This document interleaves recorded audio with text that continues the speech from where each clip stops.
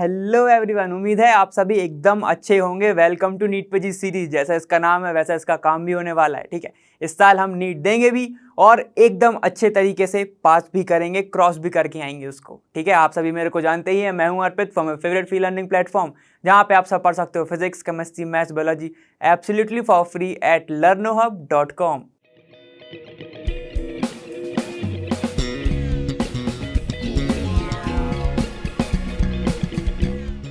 चलो, अब तो मैं क्या क्रोमेटोग्राफी से स्टार्ट करना है। बाकी के पहले की कुछ जो प्रोसेस थी वो हम देख चुके थे। ठीक है, अब हमें क्रोमेटोग्राफी से स्टार्ट करना है। ठीक है, देखो यहाँ से क्वेश्चंस भी पूछे जाते हैं। ठीक है, तो इसको जल्दी से एकदम और एनसीईआरटी भी पढ़ते चलो, साथ साथ में बोलता हूँ। ठीक है, और जैसे कि तुम सभी जानते हो कि ये है तुम्हारा कॉन्सेप्ट एड ऑन वीडियो, मतलब कि जो वन शॉट में कवर नहीं होगा वो हम यहाँ पर कवर करने वाले हैं। और जल्दी से फटाफट, ठीक है, एनसीईआरटी को मैं पहले ही बोल रहा हूँ, ठीक है, उसको भी कवर करते रहो, लाइन बाय लाइन कर लो, फिर तो कोई नहीं रोक रहा। समझ गए ना, इससे थ्योरेटिकल क्वेश्चंस ही ज़्यादा आते हैं। ठीक है ना, जैसे कि तुम्हारा क्या किस बेस पर है, कौन सा क्रोमेटोग्राफी है, जैसे थिन लेयर क्रोमेटोग्राफी। ठीक है, उस पर जब ये पूछ लेता है कि किस बेस पर है, समझ गया ना कि इसका प्रिंसिपल क्या है। तो बस चलो फिर स्टार्ट करते हैं हमारा क्रोमेटोग्राफी।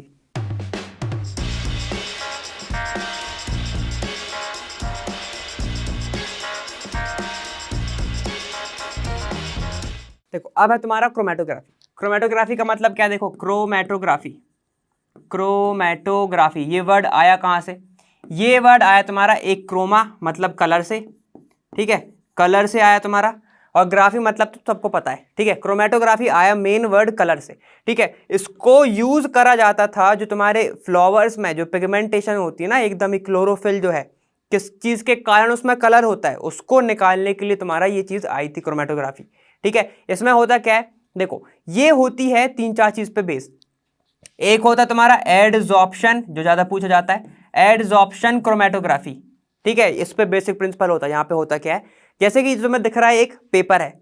ठीक है, एक पेपर हो या फिर प्लेट हो, तो जब प्लेट का यूज करते हैं हम एकदम टीएलसी, तो उसको बोलते हैं हम थिन लेयर क्रोमेटोग्राफी। ये वाला है तुम्हारा किसका है, पेपर क्रोमेटोग्राफी का एग्जाम्पल है ये। ठीक है, पेपर क्रोमेटोग्राफी। ठीक है, पेपर क्रोमेटोग्राफी का यहाँ पे क्या होता है, एक पेपर को काटा जाता है। ठीक है, उसके ऊपर जिस भी चीज का तुम्हें डिटेक्शन करना है, ठीक है, जैसे तुमने बोला कि कोई भी अमाइनो एसिड है, ठीक है, तो क्या करते हो, ये पेपर है मान लो, उस अमाइनो एसिड को तुम ऐसे डिप करते हो, उसको उसके ऊपर स्पॉट लगाते हो। ठीक है, दिख रहा है यहाँ पे एक स्पॉट लगा दिया जाता है। सबसे पहले देखो, ये पेपर हुआ है ना, तुमने ऐसे एक स्ट्रिप को काटा, सॉल्यूशन को तुमने तैयार करा। ठीक है, सॉल्यूशन को तुमने तैयार करा, मान लो तुम्हारा ग्लेशियर एसिटिक एसिड और ब्यूटेनॉल है। ठीक है, उसको रेशियो में, एक पर्टिकुलर रेशियो में तैयार करते हैं हम। ठीक है, देखो तो ये जो है तुम्हारा, ये क्या हो गया तुम्हारा सॉल्वेंट। इसको क्रोमेटोग्राफी में क्या बोला जाता है, मोबाइल फेस। इसको क्या बोलते हैं हम, मोबाइल फेस, क्योंकि ये मूव करता है, मोबाइल फेस। ये जो पेपर है ये क्या हो जाएगा तुम्हारा फिर एकदम स्टेशनरी फेस, क्योंकि ये मूव नहीं करेगा। समझ गए तो ना। ठीक है, अब क्या होता है, जैसे ही तुमने क्या किया, एक सॉल्यूशन इधर तुम्हारे अमाइनो एसिड के प्रेजेंट है। ठीक है, जो तुम्हें नहीं पता। ठीक है, मान लो ये तुम्हारा ए है, ये तुम्हारा बी है, तुमने पहले ए में डिप करा, फिर उस पर एक स्पॉट लगाया। ठीक है, फिर तुमने बी पे डिप करा, फिर तुमने बी का एक स्पॉट लगाया। समझ गए, ये एक स्पॉट, ये एक बी का स्पॉट। यहां पर एक बॉन्ड ऐसी लाइन खींच दी जाती है, बेस लाइन कहते हैं जिसको, उसको कहां तक डिप करते हैं, ये तुम्हारा सॉल्यूशन भरा है, सिर्फ बेस लाइन तक अंदर जानी चाहिए, लाइन डिप नहीं होनी चाहिए वहां तक। समझ गए, लाइन के नीचे तक डिप नहीं करा जाता, सिर्फ लाइन तक ही करा जाता है। ठीक है, अब क्या होगा, जैसे ही तुम इसको डिप कर दोगे इसके अंदर, ठीक है, तो सॉल्वेंट ऊपर चढ़ना स्टार्ट होता है। इसको ऊपर किसी चीज से टांग दिया जाता है ऐसा। ठीक है, इसके ऊपर ऐसे टांग दिया जाएगा, ये तुम्हारा ऐसे डला हुआ है। ठीक है, ये तुम्हारी बेस लाइन। क्या होता है, अब जैसे ही तुम इसको डाल देते हो तो धीरे धीरे सॉल्वेंट इस पे चढ़ना स्टार्ट होता है। ठीक है, अगेंस्ट द ग्रेविटी वर्क कर रहा है क्या ये, जरा बताओ, ये अगेंस्ट द ग्रेविटी वर्क करता है, इसको बोला जाता है कैपिलरी एक्शन, कैपिलरी एक्शन। ठीक है, तो ये अगेंस्ट द ग्रेविटी वर्क करता है, ये ऊपर साइड चढ़ता है। जैसे ही ऊपर साइड चढ़ता है, मान लो तुम्हारा एक स्पॉट ये आया, एक स्पॉट ये आया। ठीक है, ऐसे दिखता नहीं है। ठीक है, क्या किया, जैसे ही स्पॉट हुआ, प्रोसेस चलना बंद हो गई। ठीक है, प्रोसेस खत्म हो गया, अब कुछ नहीं चल रहा सॉल्वेंट। एक टाइम के बाद तो यही होगा, आधे घंटे बाद देखा तुमने, अब हो गया है, मैक्सिमम वहीं तक जा सकता है वो। फिर तुम उस पेपर को निकालते हो, उसको ड्राई करते हो। ड्राई करने के बाद अब कई जगह क्या होता है तुम्हें सीधे स्पॉट नहीं दिखते, ठीक है, तो उसके लिए हम इंडिकेटर का यूज कर सकते हैं, ठीक है। कई लोग आयोडीन चैम्बर बनाते हैं, क्या होता है एक आयोडीन का ऐसा चैम्बर होता है, ठीक है, मान लो तुम्हारा आयोडीन का कोई एक चैम्बर है ना, ये एग्जाम्पल हम लोग ने कॉलेज में बहुत अच्छे से करा था, ठीक है। आयोडीन का चैम्बर होता है जिसमें आयोडीन की जो गैस है उसको फ्यूज कर दिया जाता है, मतलब एकदम सैचुरेट कर दिया जाता है।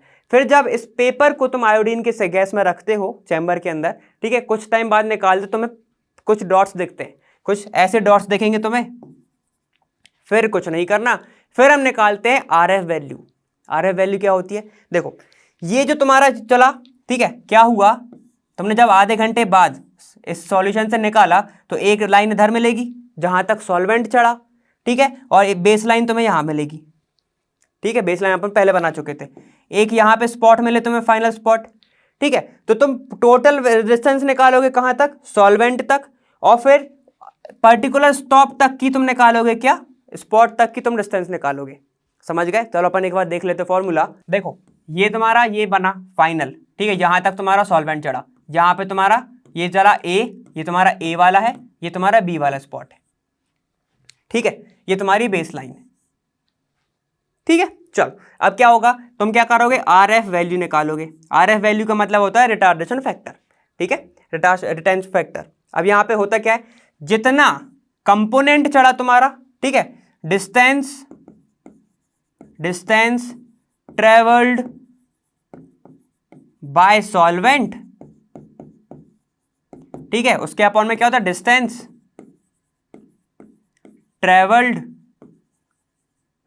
बाय तुम्हारा कंपोनेंट,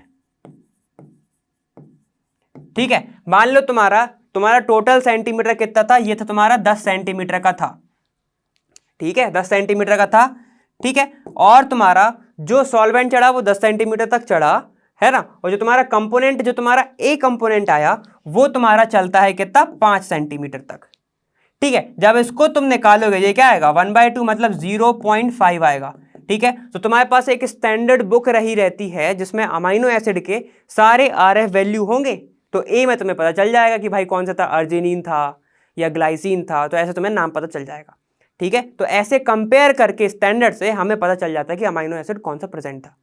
क्लियर है, तो ये सब प्रोसेस होती है तुम्हारी। मेन चीज है 2-3 चीजें याद रखो। पहली चीज तो मोबाइल फेस जो मूव करती है उपसाइड, सेकंड चीज है तुम्हारी स्टेशनरी फीड जो मूव नहीं करता, थर्ड है मेन चीज कि ये कैपिलरी एक्शन पर वर्क करता है।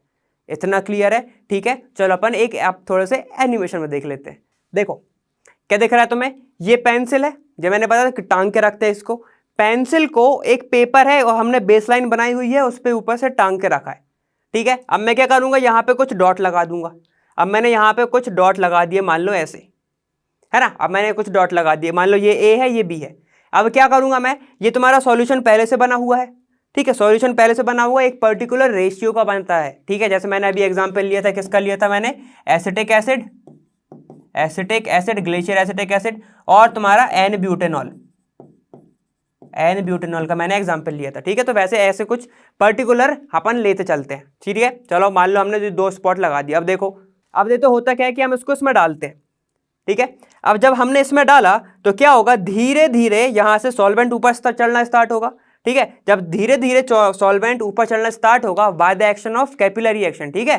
देखो ये सॉल्वेंट ऊपर चलना स्टार्ट हो रहा है ना। उसके बाद तुम देखते हो जब ये हो गया, पूरा प्रोसेस खत्म हो गई, ठीक है, हमने उसको रख लिया, फिर ड्राई करा तो हमें कुछ ऐसे स्पॉट मिलते हैं, ठीक है। कुछ ऐसे स्पॉट मिले, ये थी हमारी कौन सी बेसलाइन, ये थी हमारी बेसलाइन।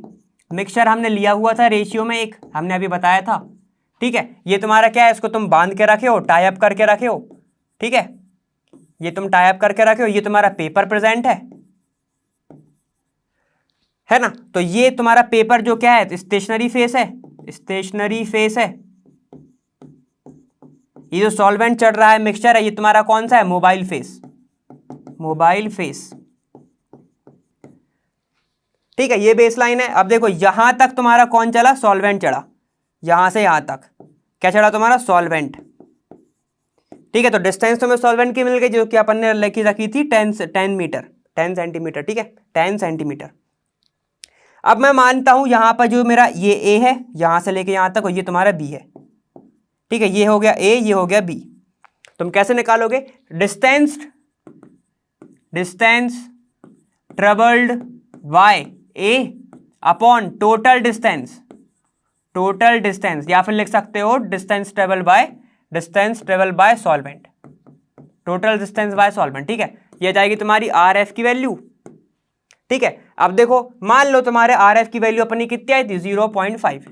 तो ये आप फिर उसको तुम कुछ नहीं, तुम्हें स्टैंडर्ड मिलता है, उससे कंपेयर कर लेते हो वैल्यू, तुम्हें पता चल जाता है कौन सा अमीनो एसिड था।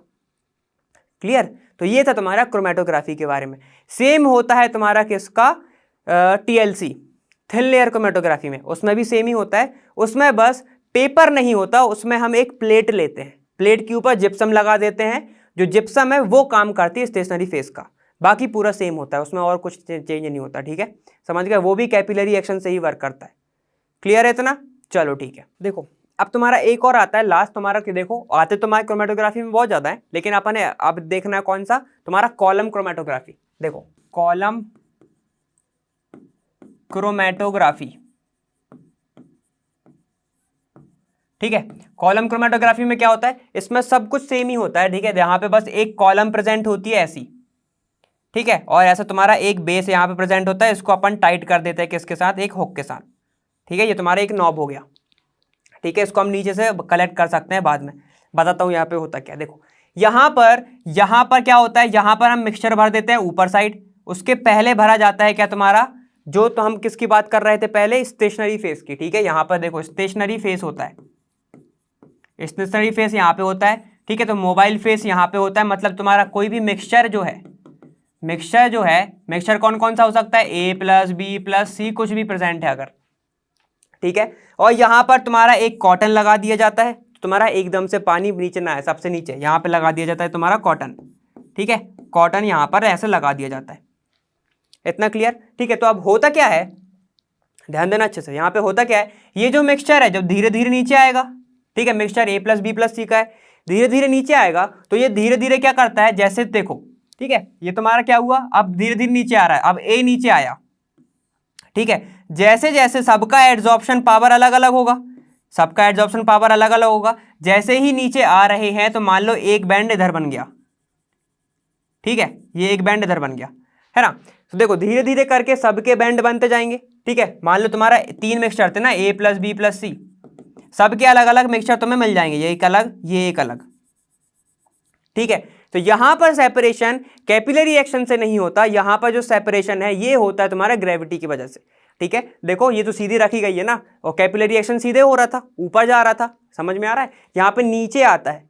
ठीक है, जैसे जैसे प्योर होता जाएगा, समझ रहे हो, यहाँ पे जितनी जिसकी according to their adsorption power. ठीक है, फिर क्या करोगे तुम? जैसे तुम्हारा ये ए, जो तुम्हारा ये मान लो क्या है? तुम्हारा ए है, ये तुम्हारा ए है, ये तुम्हारा बी है, ये तुम्हारा सी है, 3 बैंड बन गए। क्या करोगे फिर? इस नॉब को खोलोगे, कॉटन की वजह से ये धीरे धीरे स्लो स्लो आएगा, उसको कलेक्ट करोगे, फिर बंद कर दोगे, तो तुम्हारा ए अलग मिल गया। ठीक है, बी आया, बी अलग मिल गया, फिर सी आया, सी अलग मिल गया। तो ऐसे तुम क्या कर सकते हो? उसको सेपरेट कर सकते हो। तो कॉलम क्रोमेटोग्राफी में ये होता है। ठीक है, याद रखना बस, सबसे ऊपर भरा जाता है तुम्हारा मोबाइल फेस, मतलब तुम्हारा मिक्सचर किसका? ए प्लस बी, या तुम्हें जिसका सेपरेट करना है। ठीक है, फिर उसके बाद तुम्हारा भरा जाता है स्टेशनरी फेस, जो कि तुम्हारा या तो हो सकता है क्या? सिलिका, ये तुम्हारा सिलिका हो सकता है, जिसको हम जिप्सम भी बोल सकते हैं, सिलिका या फिर जिप्सम। ठीक है, ये सब तुम्हारा हो सकता है, समझ गया? सिलिका जिप्सम होता है इसमें ज्यादातर, तो जिप्सम का ही यूज करा जाता है। ठीक है, चलो ठीक है। उसके बाद ये भरा जाता है कॉटन, जिसमें एकदम से खोलो तो भाई पूरा बाहर ना जाए, समझ गए? इसलिए यूज होता है। तो ये तुम्हारा ऐसे तुम एड्जॉर्प्शन तुम्हारा किसकी बात कर सकते हो? कॉलम क्रोमेटोग्राफी को ऐसे तुम समझ सकते हो। ठीक है, समझ में आ गया था ना? ठीक है, अब आगे चलते हैं। देखो प्योरिफिकेशन के बारे में हमने देख लिया। ठीक है, अब टेस्ट की बात करते हैं कि किस कंपाउंड के अंदर क्या प्रेजेंट हो सकता है। ठीक है, सबसे पहला है तुम्हारा लसेंस टेस्ट, जो कि एनसीईआरटी में भी अपन ने कवर करा था, यहाँ पे भी देख लेते। देखो यहाँ पे होता क्या है कि अगर, ठीक है, क्या करते हैं हम कि सबसे पहले सोडियम मेटल का पीस लेते हैं। क्या लेते हैं? सोडियम मेटल का एक पीस लिया जाता है। ठीक है, सोडियम मेटल का एक पीस लेते हो, उसको इग्नाइट ट्यूब में डाला जाता है, इग्निशन ट्यूब में उसको डाला जाता है। ठीक है, छोटा सा तुमने टुकड़ा लिया और उसको इग्निशन ट्यूब में डाल दिया। ठीक है, उसके साथ डाल दिया जाता है पाउडर्ड फॉर्म, ठीक है, किसका? ऑर्गेनिक सब्सटेंस का। ठीक है, उसको स्लोली हीट किया जाता है, स्लोली हीट करते हैं हम। स्लोली हीट करते हो इसीलिए क्योंकि तुम्हारा जो ऑर्गेनिक सब्सटेंस है वो अच्छे से रिएक्ट कर जाए किसके साथ, तुम्हारे सोडियम के साथ, ठीक है, उसके साथ अच्छे से रिएक्ट कर जाए, इसलिए हम इसको इसमें डाल देते हैं। क्लियर। अब क्या होता है, जैसे ही तुमने इसके अंदर डाल देते हो तो वो सोडियम के साथ रिएक्ट करता है, ठीक है, रिएक्ट करता है, फिर उस इग्निशन ट्यूब को हम क्या कर देते हैं, ब्रेक कर देते हैं। ब्रेक कर देते हैं किससे, वाटर के साथ, वाटर में उसको ब्रेक कर दोगे और उसको डाल दोगे, ठीक है, तो तुम्हें क्या मिल जाता है, वहां पर तुम्हें एक टाइम के बाद फिल्टर करने पे मिलता है एक्सट्रैक्ट सोडियम का, सोडियम का एक्सट्रैक्ट मिलता है ऑर्गेनिक सब्सटेंस के साथ, ठीक है। फिर उसकी हेल्प से क्या कर सकते हो तुम, किसी के भी डिटेक्शन बता सकते हो कि हाँ इसमें ये प्रेजेंट है या ये प्रेजेंट नहीं है, ठीक है। ज़्यादातर लसेंस टेस्ट का यूज होता है किसके लिए, नाइट्रोजन के लिए, फॉस्फोरस के लिए, सल्फर के लिए, हैलोजन के लिए, ठीक है, इन सब के लिए तुम्हारा ये वाला टेस्ट यूज किया जाता है, ठीक है। इसमें होता क्या है कि अगर हमें नाइट्रोजन का टेस्ट करना है तो हम सोडियम का एक्सट्रैक्ट बना देते हैं, हमें पता है कार्बन क्या होगा, ऑर्गेनिक कंपाउंड के अंदर कार्बन तो होगा ही और हमें शक है कि नाइट्रोजन भी है, तो हमें डिटेक्शन करना है इसका, तो हम इसका सोडियम एक्सट्रैक्ट बना देते हैं, ये क्या बना देता है, NaCN। वहीं पर अगर हमें पता है कि उसके अंदर हो सकता है हैलोजन हो तो हम इसका एक्सट्रैक्ट बना देते हैं, ये क्या बना देता है तुम्हारा, NaX, ठीक है। वहीं पर हमें लगता है कि इसके अंदर सल्फर का भी हो सकता है भाई, तो हमें ये बना देता है क्या, Na2S, ठीक है। तो ये तुम्हारी चीजें इसके साथ बनती है। लसेंस टेस्ट इसलिए होता है क्योंकि ये देखो, ये ऑर्गेनिक कंपाउंड के अंदर ये नाइट्रोजन जो है ये कोवेलेंट बॉन्ड से होगा, इससे बॉन्डेड, लेकिन इसको हटाने के लिए जैसे ही तुम सोडियम एक्सट्रैक्ट डालते होते हो तो ये आयोनिक बॉन्ड में कन्वर्ट हो जाता है, आयोनिक बॉन्ड में कन्वर्ट हो जाता है। इतना समझ में आ गया। लिथियम का हम इसमें यूज नहीं करते, ठीक है, इसलिए नहीं करते क्योंकि वो बहुत जल्दी रिएक्शन कर लेगा, बहुत स्लो रिएक्शन करेगा, ठीक है। और पोटेशियम का इसलिए नहीं करते क्योंकि बहुत विग्रस होता है वो, समझ गए, इसलिए हम ना तो लिथियम का यूज करते हैं ना पोटेशियम का करते हैं, हम करते हैं सोडियम का। इसी को नाम कभी कभी दे दिया जाता है सोडियम एक्सट्रैक्ट भी बोल देते हैं। इतना क्लियर है, ठीक है। चलो, जैसे कि हमने इसमें देखा कि हम डिटेक्शन के लिए यूज कर सकते हैं, अब आप अपना नेक्स्ट वही है, देखते हैं कि उसमें टेस्ट फॉर नाइट्रोजन में क्या आता है, अपन टेस्ट कैसे कर सकते हैं कि नाइट्रोजन है या नहीं। चलो देखो अब डिटेक्शन ऑफ नाइट्रोजन कैसे करते हैं, ऑर्गेनिक कंपाउंड कहते हैं, कैसे पता चलेगा कि प्रेजेंट है। देखो यहाँ पे क्या होता है, हमें पता है कि ऑर्गेनिक सब्सटेंस को जिसके अंदर तुम्हारा नाइट्रोजन है, ठीक है, जो किसके साथ है, नाइट्रोजन के साथ, नाइट्रोजन के साथ, ठीक है, C डैश मतलब विथ होता है मेरे में, ठीक है। अब देखो ऑर्गेनिक सब्सटेंस है जिसके अंदर तुम्हारा क्या नाइट्रोजन प्रेजेंट है, इसका बनाया जाता है क्या, सोडियम एक्सट्रैक्ट, सोडियम एक्सट्रैक्ट बनाया, ठीक है, इसको वापस डाल दिया जाता है NaOH के साथ, NaOH में डाल दिया जाता है, ठीक है, और फिर साथ में डाल दिया जाता है फ्रेश FeSO4। फ्रेश क्यों डाला सर, फ्रेश इसलिए डाला, अगर तुम इसको थोड़ी देर रख दोगे ऑक्सीडाइज हो जाएगा ये और फिर खुद का कलर देने लगेगा, फिर तुम्हें लगेगा कि नाइट्रोजन आ गया, नाइट्रोजन आ गया, तो ऐसा होता नहीं, ठीक है, समझ गए, ठीक। फ्रेश FeSO4 के साथ डाल दिया जाता है, फिर इसको करा जाता है कूल, ठीक है, कूल एंड फिल्टर करा जाता है, ठीक है। जब कूल और फिल्टर कर लोगे जिसके बाद तुम क्या करते हो, फिर इसमें डालते हो क्या, FeCl3।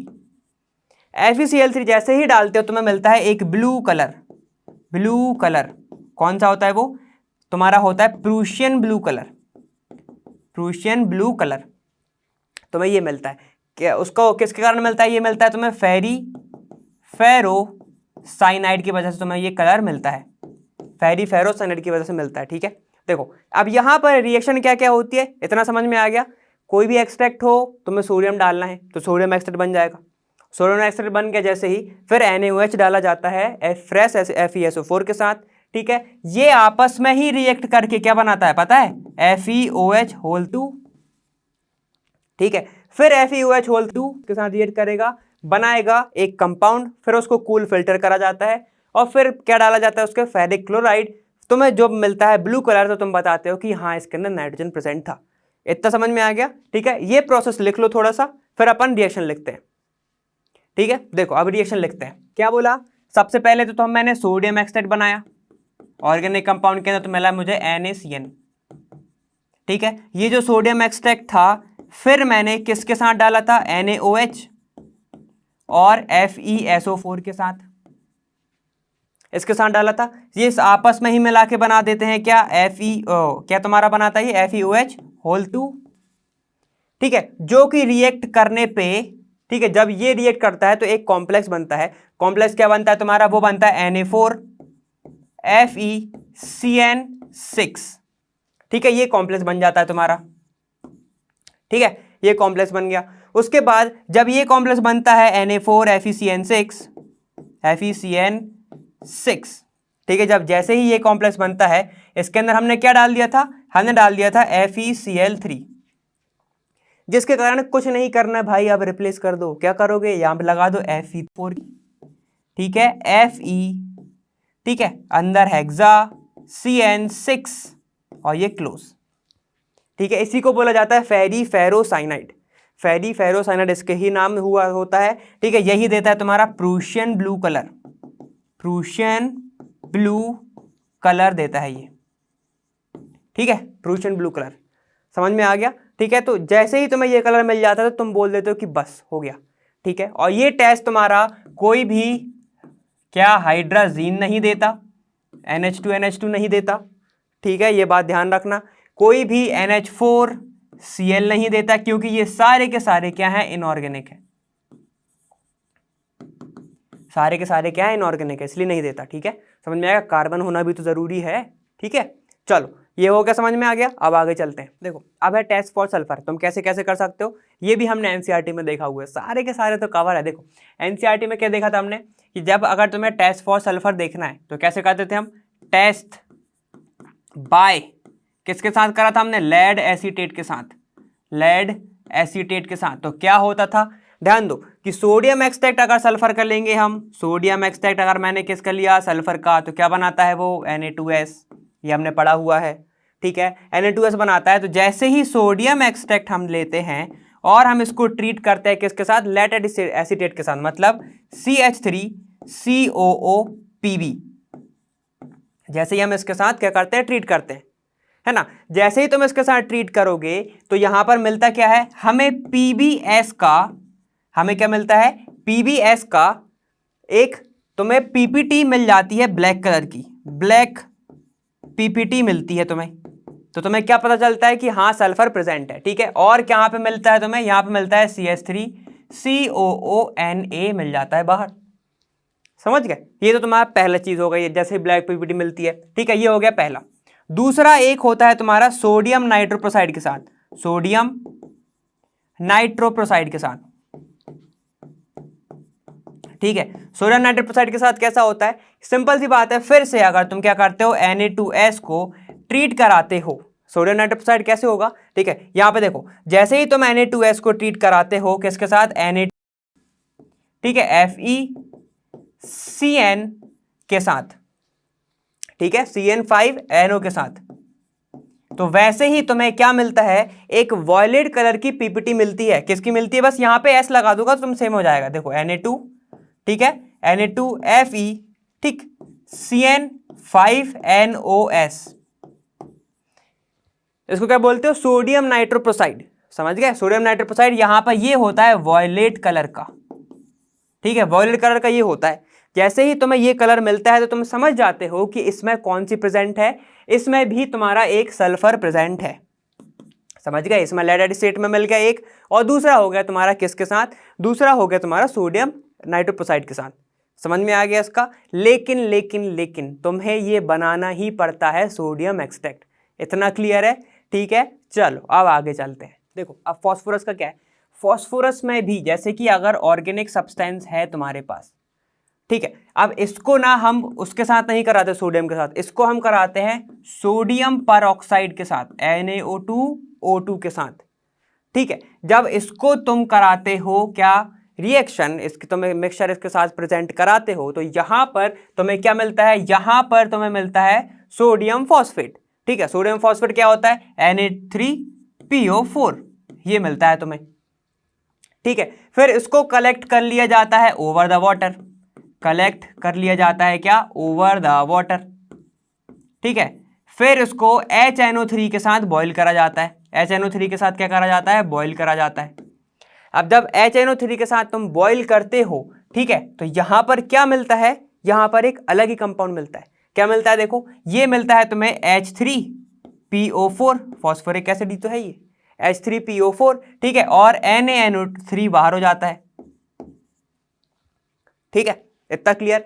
अब जो मेन है, जो याद रखने वाली चीज है वो क्या है, जब ये तुम्हारा बन जाता है H3PO4, जिसको मैंने उसमें हप्पू सिंह बोला था, याद आ रहा है? हप्पू सिंह बोला था मैंने उसमें, ठीक है, एनसीईआरटी वाले में। ठीक, देखो जब तुम्हें क्या मिल जाता है, H3PO4 मिल जाता है, उसके बाद तुम कराते हो अमोनियम, ठीक है, अमोनियम मॉलिब्डेट के साथ, अमोनियम मॉलिब्डेट के साथ, ठीक है, मेन यही है तुम्हारा, यही याद रखना, अमोनियम मॉलिब्डेट के साथ। ठीक है, जैसे ही तुम इसके साथ रिएक्शन कराते हो तो तुम्हें क्या मिलता है, अमोनियम मॉलिब्डेट तो मिलता है, ठीक है, अमोनियम क्या मिलता है, अमोनियम PO4, ठीक है, 12MO4, ठीक है, यहाँ पे 3 हो जाता है। ठीक है, यहाँ पर क्या मिलता है तुम्हें, ये मिलता है अमोनियम मॉलिब्डेट तो मिलता है तुम्हें। ठीक है, यहाँ पे देखो तो ये होता है तुम्हारा कौन सा कलर का, येलो कलर का, येलो कलर का एक कंपाउंड मिलता है, जिसके कारण तुम्हें ये बताता है कि हाँ, ठीक है, जिसके कारण तुम्हें ये बताता है कि हाँ इसके अंदर फॉस्फोरस प्रेजेंट है। ठीक है, तो ये होता है तुम्हारा test for phosphorus. Organic substance को सोडियम पेरोक्साइड की प्रेजेंस में कराते हैं। ठीक है, तुम्हें क्या मिलता है, तुम्हें मिलता है फिर सोडियम फॉस्फेट। सोडियम फॉस्फेट को कलेक्ट करा जाता है ओवर द वाटर, फिर बॉईल करा जाता है किसके साथ, HNO3 के साथ, वो उसको कर देगा ऑक्सीडाइज। ऑक्सीडाइज करने पे मिलता है तुम्हें क्या, H3PO4। H3PO4 को मेन क्या किसके साथ, अमोनियम मॉलिब्डेट के साथ कराया जाता है क्या, रिएक्शन। फिर तुम्हें मिलती है क्या, एक येलो कलर की पीपीटी, जो बताती है कि हाँ यहां पर फॉस्फोरस प्रेजेंट है। समझ में आया इतना? ठीक है, एकदम क्लियर हो गया। चलो ठीक है, इसके साथ हमारा ये वाला हो गया फॉस्फोरस। अब हम आगे देखने वाले हैं कौन सा, हैलोजन। हाँ, अब हम आगे देखने वाले हैं हैलोजन, लेकिन उसके पहले नाम तो बता दो जरा, इसका नाम क्या हो गया, अमोनियम फॉस्फोमोलिब्डेट। ठीक है, सेम ही नाम होगा, बस यहाँ पे क्या अमोनियम मॉलिब्डेट था, उसके बीच में फॉस्फो लगा देना। ठीक है, चलो अब देखते हैं हैलोजन। देखो अब है तुम्हारा हैलोजन, सिंपल सी बात है, मैंने बताता है हैलोजन का भी सोडियम एक्सट्रैक्ट बनाया जाता है। ठीक है, सोडियम एक्सट्रैक्ट बना लोगे इसको, ठीक है, सोडियम एक्सट्रैक्ट को बना लेते हैं, लेकिन फिर उसको हम किसके साथ ट्रीट करते हैं, HNO3 के साथ। अगर मान लो भाई उसके अंदर पे क्या होगा, थोड़ा सा भी कार्बन प्रेजेंट होता वो भी डिस्टर्ब कर देगा। ठीक है, अगर उसमें कुछ सल्फर प्रेजेंट होगा तो भी डिस्टर्ब कर देगा, इसलिए हम उसके अंदर क्या डालते हैं, HNO3 डालते हैं। HNO3 क्या करता है, जो कार्बन है उसको क्या कर देता है, वो डिकम्पोज कर देता है। ठीक है, डिकम्पोज कर देता है, और इसको भी क्या कर देता है, वो डिकम्पोज कर देता है।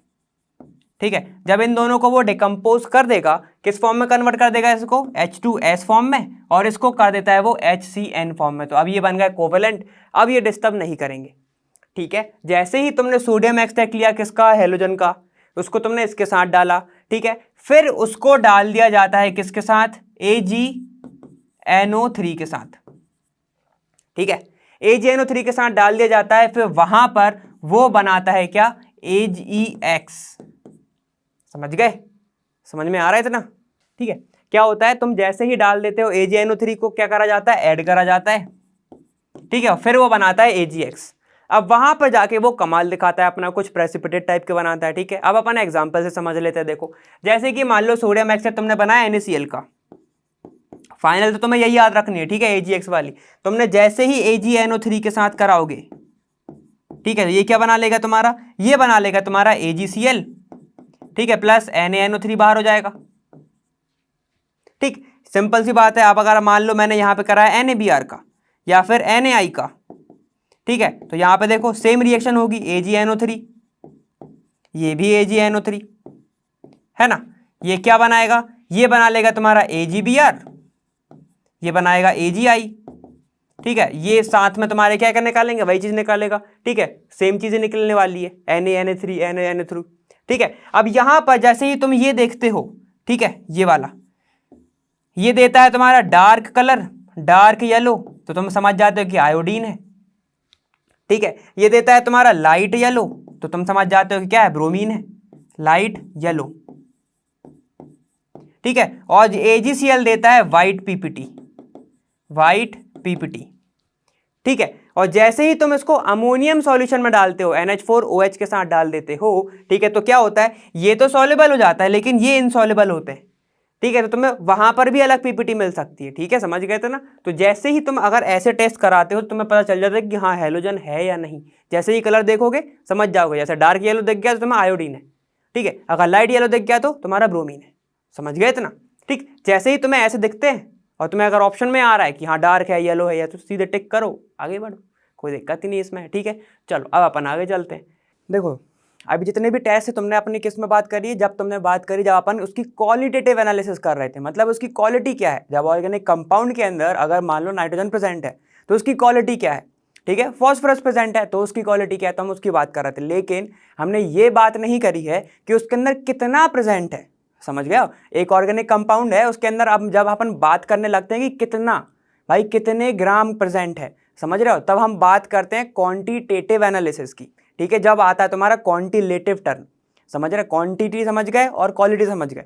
क्वांटिटी मतलब तुम्हें पता ही है कितना, भाई क्वांटिटी क्या है इसकी, समझ रहे हो ना। वैसा क्वालिटी मतलब जैसे तुम गेहूं वगैरह लेने जाते होगे, वीट लेने जाते होगे, इसकी पूछते होगे क्वालिटी क्या है, और फिर उसके अकॉर्डिंग क्वांटिटी होती है ना तुम्हारी, उसके अकॉर्डिंग वो पैसा वगैरह भी बताता है। क्वांटिटी मतलब कि कितना केजी है, समझ गए वैसा। ठीक, तो अब हमें क्वांटिटेटिव देखना है। हम स्टार्ट करते हैं किससे, सल्फर से। ये बहुत इजी बताया था मैंने एनसीईआरटी में, मैं यहाँ पर भी वही ट्रिक यूज करूंगा। ठीक है, इसको अपन ज़्यादा डीप में नहीं, लेकिन इसका फॉर्मूले को अच्छे से देखेंगे।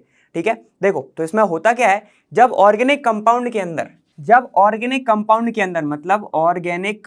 के अंदर क्या होता है, इसके अंदर मान लो सल्फर भी प्रेजेंट है। ठीक है, तो इसको अब जलाया नहीं जाता, इसमें डाला जाता है क्या, HNO3। ठीक है, HNO3 डाला जाता है इसके अंदर। तब बनता क्या है, बाकी के जो कंपाउंड है, मतलब ऑर्गेनिक कंपाउंड है, पता है तुम्हें, कार्बन होगा, हाइड्रोजन होगा। ठीक है, इसके अंदर सल्फर भी है। तो देखो जो कार्बन है वो कन्वर्ट हो जाता है CO2 में, प्लस निकल जाता है तुम्हारा H2O, और साथ में तुम्हारा बनता है ये H2SO4, सारे के सारे ऑक्सीडाइज हो जाते हैं। ठीक है, इसको मैंने ट्रिक से बताया था, बिल्कुल ट्रिक का यूज करेंगे अपन। ठीक है ना, देखो जब बन जाता है H2SO4, ठीक है, तो H2SO4 को फर्दर BaCl2 के साथ डाला जाता है। ठीक है, BaCl2 के साथ डाला जाता है तो ये बना लेता है तुम्हारा क्या, BaSO4। यहां से तुम्हारी क्या होती है, इसकी क्वांटिटी बताते हैं हम।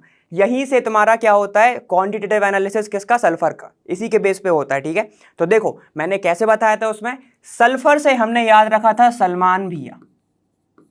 ठीक है, सलमान, कोई भी भैया, तुम एक्टर की बात कर सकते हो, कोई तुम्हारा दोस्त होगा उसकी बात कर लो। ठीक है, सलमान खान को जलाते नहीं है, नहीं ऐसे क्या बात कर रहा था, HNO3। ठीक है, जलाते नहीं है, क्यों नहीं जलाते, क्योंकि वो है सुंदर। समझ रहे हो, है सुंदर मतलब है सुंदर, ऐसे लिखा था मैंने, क्या है ये, हैंडसम है, लिख लो हैंडसम है, वो हैंडसम है इसलिए नहीं जलाते। अब हैंडसम क्यों है, क्योंकि वो प्रॉपर ब्रीदिंग करते हैं और पानी भी ज्यादा पीते हैं। तो तुम्हारा क्या हो गया, जो ऑर्गेनिक कंपाउंड है कार्बन से, तो तुम्हारा कार्बन डाइऑक्साइड और H2 निकल गया। ठीक है, अब उनकी बात क्यों आई, उनकी बात इसलिए आई क्योंकि वो कार वॉश कराने आए थे। क्या आए थे, कार वॉश कराने आए थे। कार वॉश से ये होता है, जैसे ही तुम्हारा H2SO4 बनता है, समझ रहे हो, वो क्या आए थे, कार वॉश कराने आए थे। जैसे ही तुम्हें H2SO4 बनता है, कैरियस ट्यूब यूज होता है इसमें, फिर उसको वॉश करते हैं, फिर इसके साथ ट्रीट कराते हैं हम। ठीक है, तो हमने कार वॉश में क्या हुआ, कैरियस ट्यूब जो है उसको ब्रेक करके अपन वॉश करते हैं। ठीक है, कार वॉश कराने आए थे, जिससे तुम्हारा क्या बना, जो तुम्हारी कार थी वो कैसी हो गई, कब आए थे, कल आए थे, BaCl2 कल आए थे। ठीक है, जिससे तुम्हारी कैरियस ट्यूब क्या हो गई, वो कार हो गई एकदम व्हाइट कलर की, व्हाइट कलर, मतलब यहां पर क्या बनता है, BaSO4 की व्हाइट पीपीटी बनती है। व्हाइट पीपीटी किसकी बनी, BaSO4, तो उसमें वो बैठ के चले गए, बस गए, BaSO4 एकदम। आप इसको प्रॉपर टर्म में लिख लो एक बार। देखो ट्रिक की बात चल रही है इधर, है ना। सलमान को जलाते नहीं हैं। ठीक है, जलाते नहीं हैं मतलब HNO3। ठीक है, क्यों नहीं जलाते, क्योंकि वो ऑलरेडी क्या है, हैंडसम है, H2SO4। अब हैंडसम क्यों है, क्योंकि उनके प्रॉपर ब्रीदिंग है और पानी ज़्यादा पीते हैं। आजकल तो यही रीज़न देते हैं सब लोग। ठीक है, पानी ज़्यादा पीते हैं, समझ गए इतना। अब इनकी बात क्यों चल रही है, क्योंकि वो कल आए थे। ठीक है, क्या करने, कार वॉश कराने आए थे। ठीक है, जिससे उनकी कार कैसी हो गई थी, एकदम वाइट बन गई थी, वाइट पीपीटी में समझ लो, वाइट एकदम पीपीटी हो गई थी। ठीक, उसके बाद क्या हुआ, वो उसमें बस के चले गए, मराठी में होता ना बसो मतलब बैठ जाओ, तो उसमें वो बैठ के चले गए, समझ गए। तो इसकी बनती है वाइट पीपीटी, यहीं से तुम क्या करते हो, क्वांटिटेटिव डिटर्मिनेशन करते हो। ठीक है, समझ गए। कैसे करेंगे, देखो बहुत सिंपल है, परसेंटेज हमें निकालना है सल्फर का। कैसे निकालोगे बताओ, परसेंटेज की बात आ गई तो इंटू 100 तो तुम करोगे ही करोगे, सिंपल सी बात है ना ये तो। ठीक है, चलो देखो, अब सल्फर का तुम्हें वेट पता है कितना होता है, 32, यही होता है सल्फर का मास। ठीक है, उसके बाद BaSO4 का कितना होता है, 233 इंटू। ठीक है, वेट ऑफ कंपाउंड तुम्हें गिवन होगा, weight of organic compound, organic compound, ठीक है, इनटू फिर जो तुम्हारा BaSO4 बन रहा है, समझ रहे हो, BaSO4 उसका भी तो कुछ होगा ना। ठीक है, तो फिर क्या लिखोगे तुम यहां पे, मास ऑफ BaSO4 इंटू 100, समझ गए। ये होता है इसका फॉर्मूला, ये होता है इसका फॉर्मूला, इंटू 100 तुम अच्छे से लिख लेना यहाँ पे, इंटू 100, समझ गए। ये होता है इसका फॉर्मूला। यहां से हम क्या करते हैं, इसकी क्वांटिटेटिव एनालिसिस, समझ गए। बस याद रखने वाला एक ही चीज है, देखो जब आएगा सल्फर तो तुम्हें पता है उसका वेट 32 होता है, तो वो लिख दोगे तुम सीधे। ठीक है, सिर्फ बात ये याद रखना, BaSO4 से होता है तो उसका वेट नीचे लिखना है, बाकी तुम्हें पूरा गिवन होता है, वेट ऑफ ऑर्गेनिक कंपाउंड और मास ऑफ BaSO4 जितना मिल रहा है तुम्हें वहां से, समझ गए थे ना। ठीक है, तो ये हो गया तुम्हारा सल्फर का। ट्रिक से काफी ईजी लगा होगा, तो ऐसे ही करना है हमें। ठीक है, चलो अपन आगे देखते हैं, आगे भी ट्रिक आ रही है तुम्हारी। देखो अब आ गया तुम्हारा फॉस्फोरस। फॉस्फोरस देखना है अपन ने एनसीईआरटी में बहुत अच्छे से देखा था, वहां पर भी देखेंगे। ठीक है, बिल्कुल ट्रिक से पढ़ेंगे अपन, ज्यादा डीप नहीं जाना। देखो ऑर्गेनिक कंपाउंड के अंदर, ऑर्गेनिक कंपाउंड के अंदर अगर फॉस्फोरस प्रेजेंट है, ठीक है, तो इसको हीट करते हैं, किससे हीट करते हैं, in the presence of HNO3 के साथ, जिससे अब होगा क्या, ये भी ऑक्सीडाइज हो जाएगा। ये ऑक्सीडाइज हो जाता है तुम्हारा फॉस्फोरिक एसिड में, H3PO4 में। ठीक है, H3PO4 में जब ये ऑक्सीडाइज हो जाता है, समझ गए, धीरे धीरे स्टेप बाय चलते रहो, बहुत अच्छे से अभी क्लियर भी कर दूंगा। जब इसको फिर एसिड में कन्वर्ट हो जाता है, इसको हम मिक्सचर के साथ ट्रीट करते हैं। कौन सा मिक्सचर होता है वो, मैग्नीशियम मिक्सचर होता है। ठीक है, मैग्नीशियम मिक्सचर के साथ इसको ट्रीट किया जाता है। ठीक, तब ये बनाता है तुम्हारा क्या, ये देखो ये बनाता है MgNH4PO4। इसका नाम क्या है सर, मैग्नीशियम अमाइनो फॉस्फेट, समझ गए, अमीनो फॉस्फेट, अमोनियम फॉस्फेट, समझ गए ना। ये NH4 को अमोनियम भी तो बोलते हैं। इसको मैं शॉर्ट फॉर्म में बोलूंगा अभी ट्रिक में MAP, ठीक है, जो कि होता है व्हाइट कलर का। जब इसको फर्दर तुम हीट करते हो, जब इसको तुम फर्दर हीट करते हो तो ये कन्वर्ट हो जाता है तुम्हारा किसमें, Mg2P2O7 में, समझ गए, Mg2P2O7 में। यहां से एस्टिमेशन होता है किसका, तुम्हारा फॉस्फोरस का, समझ गए। ये होता है तुम्हारा मैग्नीशियम पायरोफॉस्फेट, समझ गए क्या होता है ये तुम्हारा, मैग्नीशियम पायरोफॉस्फेट। ठीक है, यहीं से एस्टिमेशन होता है। बताओ सल्फर में किसके प्रेजेंस में हो रहा था, जब बैठ गए थे बस हो गए, BaSO4 की प्रेजेंस में हो रहा था। इसमें किसकी प्रेजेंस में होगा, मैग्नीशियम पायरोफॉस्फेट की प्रेजेंस में होगा। ठीक है, यहां पे क्लियर हो गया। तो वहां पर हमें किसका वेट लग रहा था, BaSO4 का, यहां पे किसका लगेगा, मैग्नीशियम पायरोफॉस्फेट का लगेगा। इतना क्लियर हो रहा है ना। ठीक है, वहां पर हम क्या ले रहे थे, फॉस्फोरस, वहां पे सल्फर का वेट ऊपर ले रहे थे, वहां पे यहाँ पे फॉस्फोरस कर लेंगे, समझ पा रहे हो। ठीक है, अब ट्रिक से देख लो एक बार। देखो फॉस्फोरस है तो ये हो गए फूफा, फूफा मतलब तुम्हारे फॉस्फोरस। ये ट्रिक की बात चल रही है, शादी का टाइम चल रहा है, फूफा जी बैठे हैं, तो वो किस में रहते हैं, वो किस में रहते हैं ना, वो रहते हैं एकदम गुस्से में, गुस्से में रहते हैं, गुस्से में रहते हैं ना, गुस्से में होते हैं। ठीक है, जब वो गुस्से में होते हैं तो हमने वहीं पर नाम रख दिया उनका हप्पू सिंह, H3PO4। ये क्या नाम हो गया इनका, हप्पू सिंह। ठीक है, हप्पू सिंह हो गया। जो तुमने देखा होगा ना वो वाला एक सीरियल आता था जिसमें हप्पू सिंह एकदम ही अलग अंदाज में रहते थे, समझ गए। देखो तो फूफा जी गुस्से में रहते हैं ना, रहते हैं, उनका नाम इसलिए हमने रख दिया हप्पू सिंह। अब हप्पू सिंह जो है वो अपने एक मिक्सचर में बहुत ज्यादा क्या है, वो अपने मिक्सचर में बहुत बिजी हैं, मिक्सचर में बिजी हैं। वो किस में बिजी हैं, मिक्सचर में। ठीक है, अब मिक्सचर में तो बिजी हैं। ठीक है, और मगर फिर जब देखा गया फिर जब देखा गया, हम तो बात कर रहे थे हप्पू सिंह की, उनने कहीं से सुन लिया, ठीक है। हमें बाद में पता चलता है वो मिक्सचर क्या था, मैप की बात करते थे वो मैप में बिजी थे, और मैप कौन से कलर का था उनका, व्हाइट कलर का, इसलिए वो एक कह रहे थे व्हाइट कलर का उनका मैप था, तो व्हाइट पीपीटी बनती थी, याद आ रहा है, ठीक है, व्हाइट कलर का मैप था। अब ये बातें उनने सुन ली, समझ, तुम सब बातें कर रहे हो एक साइड उनके बारे में, तो अब वो गुस्से हो गए, ठीक है। जैसे ही वो गुस्से हुए, ठीक है, तो अब उनसे क्या बोलोगे, अरे आप तो मेरे बहुत प्यारे फूफा जी हो, ठीक है। तो वैसे ही तुम मगन क्यों, क्योंकि वो मैप में मगन थे, मगन प्यारे फूफा। अब तुम उनको पिघलाओगे भी तो, समझ गए हो ना। तो ये सब बातें हो गई। देखो क्या है, फूफा जी है, एकदम शादी का टाइम चल रहा है, जैसे पता ही है हमें, फूफा जी एकदम गुस्से में है ना, ठीक है, गुस्से में है, उनका नाम हमने रख दिया हप्पू सिंह। अब हम देख रहे हैं उनको, बहुत टाइम से ऑब्जर्व कर रहे हैं, वो एक मिक्सचर में बिजी है। वो मिक्सचर कोई और नहीं था, वो मैप की बात करते थे, मैप व्हाइट कलर का था। अगर हम उनके बारे में गलत सोच रहे हैं तो वो तो अब गुस्सा हो गए, तो उनको मनाने के लिए हम क्या कह रहे हैं, अरे मेरे मगन प्यारे फूफा, ठीक है। तो मगन प्यारे फूफा मतलब Mg2P2O7, समझ गए, मैग्नीशियम पायरोफॉस्फेट, मगन प्यारे फूफा, समझ रहे हो। तो ऐसे याद रखोगे, कहाँ से याद रखोगे, यहाँ से। सिर्फ इतना ही अगर याद रख लेना कि एस्टिमेशन ऑफ फॉस्फोरस में मगन प्यारे फूफा जी हैं हमारे, तो कोई दिक्कत ही नहीं रहेगी, ठीक है। अब फॉर्मूला क्या होगा इसका, जरा बना लो जल्दी से, बताओ। परसेंटेज ऑफ फॉस्फोरस हमें निकालना है किसी भी ऑर्गेनिक कंपाउंड में, ठीक है। फॉस्फोरस का वेट कितना होता है, जरा बताओ। ये होता है 62 अपॉन इसका कितना होता है 222, समझ गए, 222 होता है इसका Mg2P2 का, इंटू, ठीक। नीचे क्या था तुम्हारा, वेट ऑफ ऑर्गेनिक कंपाउंड, ठीक है, यही था, अपॉन ऊपर क्या था, मास ऑफ Mg2P2O7।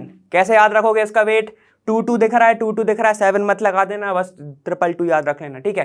परसेंटेज है तो इसलिए क्या हो जाएगा, इंटू 100, खत्म। ये होगा तुम्हारा एस्टिमेशन ऑफ फॉस्फोरस। कोई दिक्कत आई, कैसे आएगी, बहुत मजा आ रहा होगा इसमें तो, ठीक है। फिर हैलोजन का तो एकदम ही सेम है, ऐसे ही रहेगा सबका भी, ठीक है, समझ गए इतना। देखो अब हमें मेन जो है नाइट्रोजन पे ध्यान देना है ना।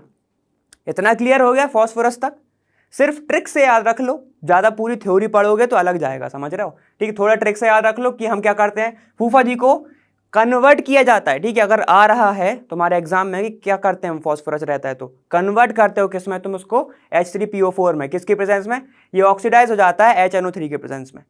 इतना क्लियर। तो ये हो गया तुम्हारा, हप्पू सिंह बन गए। फिर वो मिक्सचर में बिजी रहते हैं, मिक्सचर पता चलता है बाद में वो मैप का था, ठीक है, मैप की बात करते थे। मतलब ये मैप क्या है तुम्हारा, अभी बताया था, मैग्नीशियम अमाइनो फॉस्फेट, समझ रहे, मैग्नीशियम अमोनियम फॉस्फेट, ठीक है, क्लियर। फिर उसको जब हीट करते हो तुम, तुम्हारा ये मिल जाता है Mg2P2O7, यहीं से तुम्हारा एस्टिमेशन होता है। इतना क्लियर, ठीक है। तो ये हो गया तुम्हारा फॉस्फोरस के बारे में। अब आगे चलते हैं। देखो अब हैलोजन का भी सेम है, उसको भी हम कैरिस मेथड से ही करते हैं, ठीक है। वो क्या होती है अपन अभी देखेंगे क्या होता है इसमें। हैलोजन में क्या होता है, एकदम सिंपल से करेंगे हम। देखो अगर ऑर्गेनिक कंपाउंड है, ठीक है, ऑर्गेनिक कंपाउंड मतलब क्या क्या हो सकता है उसके अंदर, कार्बन हो सकता है, हाइड्रोजन हो सकता है, सल्फर भी है, और उसके साथ ही साथ तुम्हारा हैलाइड भी प्रेजेंट है, ठीक है। तो क्या होता है जब इसको तुम फ्यूमिंग HNO3 के साथ करते हो, हम बार बार देख रहे हैं ये HNO3, ठीक है, और AgNO3 के साथ जब इसको ट्रीट किया जाता है, ठीक है, जब AgNO3 के साथ इसको ट्रीट करा जाता है, तो होता क्या है, ये सारे के सारे ऑक्सीडाइज हो जाते हैं CO2 H2O और वही तुम्हारा H2SO4 की प्रेजेंस में। लेकिन अगर इसके अंदर हैलोजन भी प्रेजेंट है, ठीक है, ये सेम की प्रेजेंस में क्या होता है, ये कन्वर्ट हो जाता है तुम्हारा AgX में, समझ रहे हो, ये AgX में तुम्हारा कन्वर्ट हो जाता है। इतना क्लियर है ना यहाँ पे तक। चलो तो इसकी प्रेजेंस में जो तुम्हारा सिल्वर हैलाइड बना, इसको सिल्वर हैलाइड बोलेंगे, ठीक है। क्या है ये, सिल्वर हैलाइड। जैसे ही तुम्हारा सिल्वर हैलाइड मिला, इसकी हेल्प से हम इसका एस्टिमेशन करते हैं, ठीक है। बाकी में क्या था तुम्हारा, बिल्कुल रिवाइज करते चलो, BaSO4, ठीक है। फिर तुम्हारा मैग्नीशियम प्यारे फूफा, समझ रहे हो ना, मैग्नीशियम पायरोफॉस्फेट, ठीक, वो 2 हो गए। इसमें क्या है तुम्हारा सिल्वर हैलाइड, तो इनको नहीं भूलना है, ठीक है। तो इसमें किसका वेट लगेगा, सिल्वर हैलाइड का लगेगा। इसमें होता क्या है कि एक ट्यूब होती है, ठीक है, ऐसा उसको टेढ़ा सा रखा जाता है, एक यहाँ पर ट्यूब होती है, इसके अंदर एक ऑर्गेनिक कंपाउंड और यहाँ पर तुम्हारा AgNO3 डाल दिया जाएगा, ठीक है, और इसको हीट करते रहेंगे।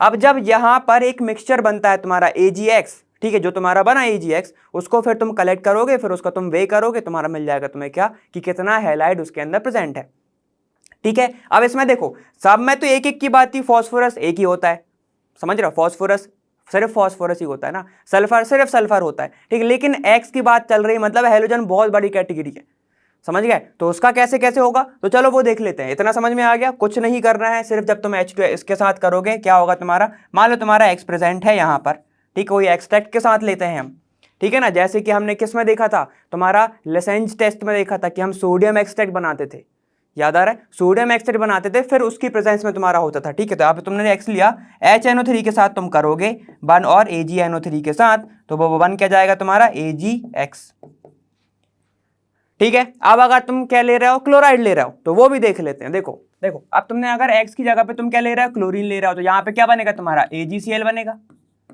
ठीक है। और एस्टिमेशन किसकी हेल्प से कर रहे हो, इसकी हेल्प से कर रहे हो ना, तो आंसर क्या जाएगा तुम्हारा, देखो percentage of chlorine organic compound में कितना प्रेजेंट है, इज इक्वल टू 35.5 अपॉन 35.5 किसका होता है, क्लोरीन का होता है, ठीक है। जब AgCl का तुम निकालने बैठोगे तो वो कितना आता है तुम्हारा 143.5, ठीक है, इंटू यहाँ पे आ जाएगा वेट ऑफ ऑर्गेनिक कंपाउंड, ठीक है। और यहां पर आ जाएगा तुम्हारा मास ऑफ AgCl, ठीक है। परसेंटेज निकाल रहे हैं इसलिए आ जाएगा 100। कोई दिक्कत आई नहीं आई, चलो ये होगा तुम्हारे किसके लिए, क्लोरीन के लिए, ठीक है। अब देखो एग्जाम में आता कैसे क्वेश्चन, अपन फॉर्मूले क्या लिख रहे हैं, वो सिर्फ लिख देगा calculate the percentage of chlorine present in this organic compound, या फिर इतने ग्राम ऑफ ऑर्गेनिक कंपाउंड। तो तुम फॉर्मूला क्या लगाओगे, ये लगाओगे, समझ गए। AgCl का तुम वहां पे तुम्हें मिलेगा, उसमें कोई दिक्कत नहीं, AgCl का तुम्हें मिलेगा, ठीक है। चलो अब ब्रोमीन का देखो, देखो क्या होगा। अब अगर यहाँ पे तुम्हारा ब्रोमीन प्रेजेंट है तो ये क्या बना लेगा तुम्हारा AgBr, ठीक है। अब ये AgBr बना लेगा तो परसेंटेज क्या हो जाएगा, percentage of bromine is equal to जाएगा 80, क्योंकि मास 80 है ब्रोमीन का, ठीक है, into mass of AgBr upon, ठीक है, ये कितना हो जाएगा 143 था। जब इसको कैलकुलेट करोगे तो इसका भी तो मास लगेगा ना, ठीक है। तो ये कितना हो जाएगा 188 into weight of organic compound, ठीक है, इंटू 100, क्योंकि परसेंटेज निकाल रहा हूं, ठीक। सिमिलरली यहां पर देखो ये हो गया एक और। सिमिलरली यहां पे जब तुम किसका निकालोगे, आयोडीन का, ये क्या बनाएगा तुम्हारा सिल्वर आयोडाइड, ये सिल्वर ब्रोमाइड, ये सिल्वर क्लोराइड, ठीक है। चलो इसका निकालोगे, percentage iodine is equal to क्या हो जाएगा तुम्हारा, बताओ। आयोडीन का कितना हो जाएगा 127, ठीक है, इंटू मास ऑफ AgI, ठीक है, अपॉन ये कितना हो जाएगा तुम्हारा 188 था। अब इसका भी मास जुड़ जाएगा, किसके साथ, Ag के साथ X का, समझ रहे हो ना, ठीक है। तो ये कितना हो जाएगा 235 into weight of organic compound into 100, खत्म, ये हो जाएगा AgI का। कोई दिक्कत आई, ठीक है। तो ये बन गए तुम्हारे 3 फॉर्मूले, ऐसे बनते हैं, सिंपल सी बात है। सिर्फ चेंज क्या करना है तुम्हें, देखो सिल्वर का वेट और यहाँ पर हेलोजन का वेट सिर्फ वेरी करता रहेगा, सिल्वर का तो कांस्टेंट ही रहेगा, बस इसको चेंज करते जाओगे तुम्हारा फॉर्मूला बनता जाएगा। क्लियर है, कैरियस मेथड से इसको करते हैं, ठीक है। इन सबको क्या करते हैं, ऑक्सीडाइज करते हैं HNO3 के साथ, किसको, तुम्हारे कार्बन हाइड्रोजन को, और अगर सल्फर प्रेजेंट है तो, इतना क्लियर है, ठीक है। तो एस्टिमेशन किससे हेल्प से होगा तुम्हारा, AgBr सिल्वर आयोडाइड या फिर सिल्वर हैलाइड से तुम बोलोगे, इतना क्लियर है, ठीक है। तो ये फॉर्मूला लगेंगे, कुछ नहीं हुआ, सिर्फ तुम देख रहे होगे वेरी क्या कर रहा है, 80, 188, 127, 135, 35.5 और 143.5, बाकी सब तो सेम है, समझ गए। अब ये मत बोलना AgCl AgBr AgI भी अलग है, हाँ वो अलग है, लेकिन उसी के कारण तो नंबर चेंज हो रहा है ना इधर, इतना क्लियर है, ठीक है। चलो अब आगे चलो, देखो अब है तुम्हारा एस्टिमेशन ऑफ नाइट्रोजन, ठीक है, इसको अच्छे से समझना, क्योंकि रिसेंट में इसमें से एक जो मेथड है उसमें से क्वेश्चन आया हुआ है, ठीक है, और इससे भी क्वेश्चन बनते हैं। सुनो अब ये क्या है तुम्हारा, यहाँ पे होता है, एक होती है तुम्हारी डुमास मेथड, ठीक है, डुमास मेथड, और एक होती तुम्हारी जेल्डाल मेथड। क्या होती तुम्हारी, जेल्डाल्स मेथड, ठीक है। 2 मेथड होती हैं, दोनों का अलग अलग इंपॉर्टेंस है भाई, ठीक है। देखो अब इसमें होता क्या है, इसमें होता है कि इसमें हम किससे करते हैं, जब तुम्हारा N2 गैस निकलती है फ्री फॉर्म में, यहां से एस्टिमेशन होता है इसका, ठीक है। फ्री गैस निकलती है N2 की, जब होता है इसका एस्टिमेशन। यहाँ पे होता कुछ नहीं है, इसमें होता है कि जो भी तुम्हारा ऑर्गेनिक कंपाउंड है उसको CuO के साथ क्या करा जाता है, ऑक्सीडाइज कर दिया जाता है, फिर जितना भी तुम्हारा N2 गैस फ्री निकलता है उससे अपन एस्टिमेशन करते हैं। ठीक है, यहां तक क्लियर हो रहा है। लेकिन एक बात ये आती है कि इसमें क्या होता है, इसमें दो टर्म आता है, एक आता है एक्वस टेंशन, समझ रहे हो ना। एक्वस टेंशन क्या होता है, देखो हमने पढ़ा हुआ है कौन सा, PV अपॉन T और PV अपॉन T, ये तुमने देखा है P1 V1 upon T1, P2 V2 upon T2। ठीक है, कंबाइंड गैस फॉर्मूला ये होता है तुम्हारा किसके लिए, ये होता है तुम्हारा ड्राई गैस के लिए। लेकिन जैसे ही जो तुम्हारा N2 गैस बनती है उसको हम ओवर द वाटर कलेक्ट करते हैं। ठीक है, ओवर द जैसे ही तुम वाटर कलेक्ट करोगे तो सिंपल सी बात है, अब ड्राई जो है गैस वो ड्राई नहीं रह गई, ओवर द वाटर के कारण वो मॉइस्ट गैस भी तो रह गई ना। ठीक है, तो उसका प्रेशर अलग हो जाता है, समझ रहा है, उसका प्रेशर अलग हो जाता है। अभी अपन बिल्कुल एपरेटस के साथ देखेंगे। ठीक है, प्रेशर अलग हो जाता है जिसके कारण ये तुम्हारा फॉर्मूला थोड़ा चेंज हो जाता है। एक्वस टेंशन क्या होता है तुम्हारा, फिर उसको P माइनस P लिखा जाता है, समझ रहे हो। देखो होता क्या है, ध्यान से समझना, प्रेशर ऑफ तुम्हारा dry gas, pressure of dry gas P1 मान लो इसको, ठीक है, plus vapour pressure of water, ये भी तो होगा, वो जाके इक्वल होता है तुम्हारे एटमॉस्फेयर प्रेशर के, तब जाके उसमें वेपर बनना चालू होती है, समझ रहे हो ना, ऐसे ही होता है। ठीक है, अब जब तुम्हें सिर्फ अगर एक्वस टेंशन निकालना है, सिर्फ इसका टेंशन निकालना है तुम्हें, किसका, ड्राई गैस का, तो क्या करोगे तुम, P1 यहीं छोड़ दोगे, P माइनस P2 कर दोगे, ऐसा। तो इसको अपन ऐसे ही फॉर्म में लिखते हैं। ठीक है, यही लिखा है P माइनस P। इतना क्लियर हो रहा है ना। ठीक है, ये वाला फॉर्मूला हमें लगता है, इतना क्लियर यहां तक। ठीक है, तो क्या करते हैं हम, एस्टिमेशन बस अभी यहां पर बस तुम्हें याद रखने वाली बात यह है कि N2 की प्रेजेंस में करा जाता है। ठीक है, N2 का एस्टिमेशन होता है। लेकिन जैसे ही जल ढार की बात करते हैं, यहां पर एस्टिमेशन हम करते हैं NH3 से। ठीक है, अमोनिया कितना बना उससे हम क्या करते हैं, डिटरमाइन करते हैं कि हाँ नाइट्रोजन कितना प्रेजेंट होगा, क्योंकि हमें पता है कि अमोनिया में एक फिक्स मास है ना किसका, नाइट्रोजन का, तो हम उससे कैलकुलेट कर लेते हैं। इतना क्लियर हो रहा है।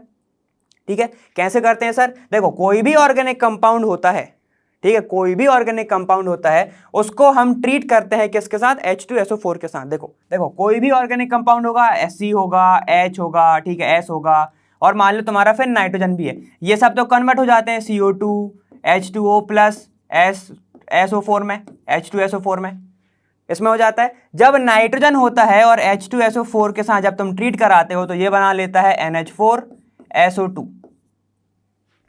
ठीक है, ये बना लेता है NH4 होल ट्वाइस SO4, ऐसा बना लेता है, अमोनियम सल्फेट बना लेता है ये। ठीक है, जब तुम यही अमोनियम सल्फेट को वापस ट्रीट कराते हो NaOH के साथ, ठीक है, तो होता क्या है, यहां पर तुम्हारा Na2SO4 तो निकल जाता है बाहर, ठीक है, बैलेंस नहीं कर रहा हूं, याद रखना। ठीक है, यहां पे NH3 निकलता है और वाटर निकल जाता है। तो जितनी, आप ध्यान देना, जितनी तुम्हारी NH3 निकली, समझ रहे हो, जितनी NH3 निकली यहां से तुम्हारा क्या होता है, एस्टिमेशन करते हैं हम।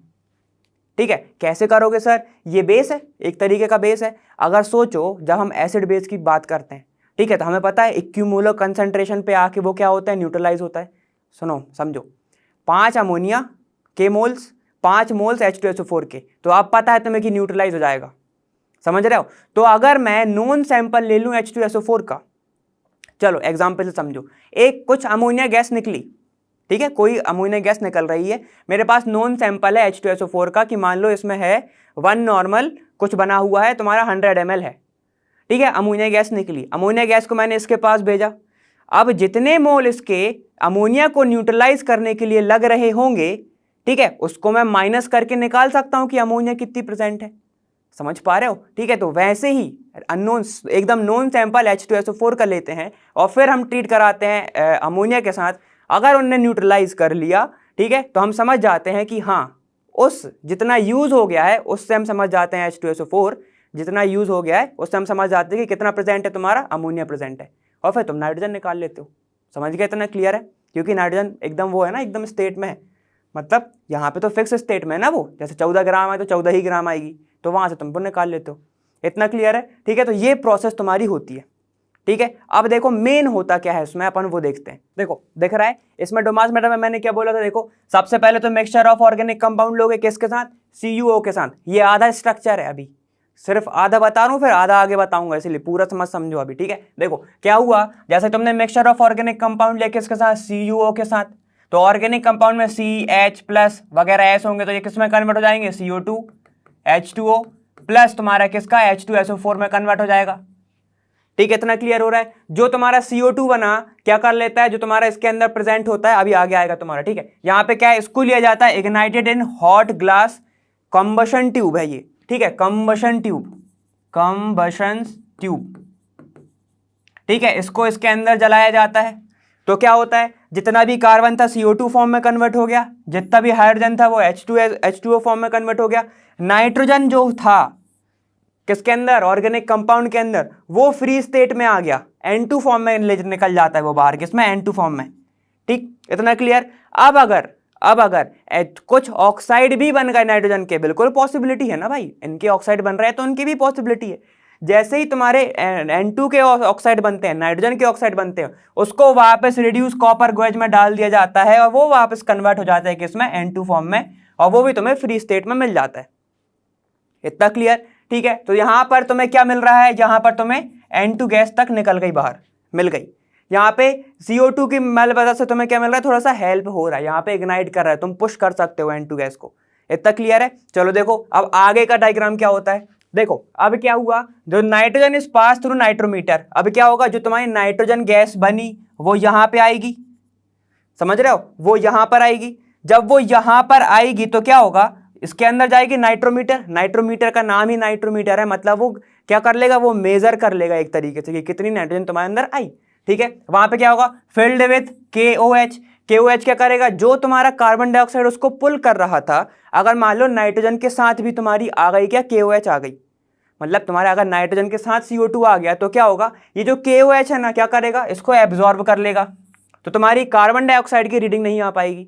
समझ गए, क्या करेगा, जो KOH से भरा हुआ सॉल्यूशन है ये क्या कर लेगा, तुम्हारे कार्बन डाइऑक्साइड को क्या करेगा, एब्जॉर्ब कर लेगा। इतना क्लियर, एब्जॉर्ब कर लेगा, जिसके कारण वो तुम्हारा फिर इंटरफेयर नहीं कर सकता रीडिंग में। इतना क्लियर। अगेन CO2 पास, ठीक है, क्या करेगा, वापस CO2 पास कर दो, जिससे तुम्हारा नाइट्रोजन अगर बची कुची है तो उसको पुश करे, पुश करने पे क्या मिलेगा तुम्हें, यहां पर वापस वो आ जाएगी, पूरा अमाउंट जाएगा उसका। ठीक है, तो ये हो जाएगा ड्राइव N2। ठीक, bulb of reservoir is raise level, अब कुछ नहीं होता, ये जो तुम्हें दिख रही है, ठीक है, यहां से इसको थोड़ा खोल दिया जाता है तो KOH को एकदम लेवल पे ले लिया जाता है। ठीक है, जब एकदम ही लेवल पे ले लोगे तुम, ठीक है, अब फिर क्या हो रहा है, तुम फिर जब तुम्हारी नाइट्रोजन गैस आ रही है इसके ऊपर, हम ओवर द वाटर का क्या करते हैं, कलेक्ट करते हैं, अभी बताया था। ओवर द वाटर मान लो यहां तक आई, ठीक है, अब यहां से यहां तक का तुम्हें नॉन लेवल पता है, अब जब इतना अगर बढ़ गया तो समझ जाओगे ना कि वॉल्यूम कितनी आई, यहां पर तुम्हें पता चल जाएगा कि वॉल्यूम ऑफ नाइट्रोजन कितना है, नाइट्रोजन कितना है, समझ गए, इतना क्लियर हो गया। टोटल देखो हुआ क्या, कार्बन का मिक्सचर लिया किसके साथ, तुम्हारा COO के साथ, COO ने क्या करा, उसको ऑक्सीडाइज कर दिया, कार्बन डाइऑक्साइड, वाटर अलग कर दिया, और तुम्हारा नाइट्रोजन था तो उसको N2 फॉर्म में फ्री स्टेट में कन्वर्ट कर दिया। अब हो सकता है उसके ऑक्साइड बन जाए, समझना एक कहानी जैसे, हो सकता है उसके ऑक्साइड बन जाए, तो फिर उसको वापस कॉपर गेज में डाला और फिर उसने N2 गैस वापस बना ली। यहां तक क्लियर है। ठीक है, अब सिंपल सी बात है, जो तुम्हारा वाटर आ रहा है वो तो कंडेंस हो जाता है, उसकी कोई दिक्कत नहीं। ठीक है, लेकिन जो तुम्हारा अगर CO2 भी आ रहा है नाइट्रोजन के साथ किसमें, नाइट्रोमीटर में, तो उसको जो KOH आ रहा है तुम्हारा, समझ रहे हो, जो KOH है ऑलरेडी प्रेजेंट है, वो क्या कर लेगा, उसको एब्जॉर्ब कर लेगा, तो रीडिंग में तुम्हारा कार्बन डाइऑक्साइड नहीं आएगा। इतना क्लियर है। ठीक है, अब देखो हम इसको ओवर द वाटर कन्वर्ट कर क्या करते हैं, कलेक्ट करते हैं, जो तुम्हारी N2 आई, जो तुम्हारी N2 आई, ठीक है, जो तुम्हारी N2 आई, उसको पोटाश बल्ब को सबसे पहले तुमने क्या किया, एकदम लेवल पे लेके आ गए दोनों को। ठीक है, दोनों को लेवल पे लेके आ गए। अब जो तुम्हारा N2 के कारण जितना राइज हो रहा है इस मीटर में, नाइट्रोमीटर में, तुम समझ सकते हो ना, पहले तो तुमने एकदम लेवल कर लिया था तो तुम्हें एकदम क्या पता था, रीडिंग पता थी। अब अगर जितना राइज हो रहा है नाइट्रोजन के आने से उसको तुम नोट कर लोगे तो वॉल्यूम मिल जाएगा। क्लियर। ठीक है, तो ये होता है। अब देखो फॉर्मूला क्या है, तुम्हें जो ध्यान रखना है, देखो ये रहा तुम्हारा ओवरऑल स्ट्रक्चर, जो हमने क्या देखा था, यहां से देखो ये पूरा का पूरा लिखा हुआ है। ठीक है, यह मरकरी इसीलिए यहाँ पे प्रेजेंट होती है। इतना क्लियर है, देखो ये पूरा का पूरा लिखा हुआ है। अब तुम्हें ध्यान क्या रखना है, इसको ऐसे बैलेंस कर सकते हो, इसको याद रखने की कोई जरूरत नहीं है, समझ गए, कोई जरूरत नहीं। अब बस देखो अगर ये वाला लिख रहे हो तो याद रखना, इसको तुम ऐसे लिख लो, यहाँ पर KOH, ठीक है, H2O को लिख लो, कंडेंस हो जाती है ये, ठीक है। N2 को क्या लिखोगे, नाइट्रोमीटर, ऐसे बस इतना लिख लो तुम ब्रैकेट में, तो इतना में समझ में जाएगा। नाइट्रोजन को लिखना है हमें नाइट्रोमीटर, ठीक है, नाइट्रोमीटर लिखना, समझ गए इतना। अब है जो बात ध्यान रखने वाली, हमने ये फॉर्मूला तुम्हारा कहाँ से निकला, सबसे पहले तो ये पूरी प्रोसेस एनटीपी पे होती है, किस पे होती है, एट एनटीपी, ठीक है। मरकरी की बात आ गई, तो प्रेशर किस में लोगे तुम, 760 mm में, ठीक है, किस में लोगे, 760 mm में। नॉर्मल टेम्परेचर कितना होता है, 273।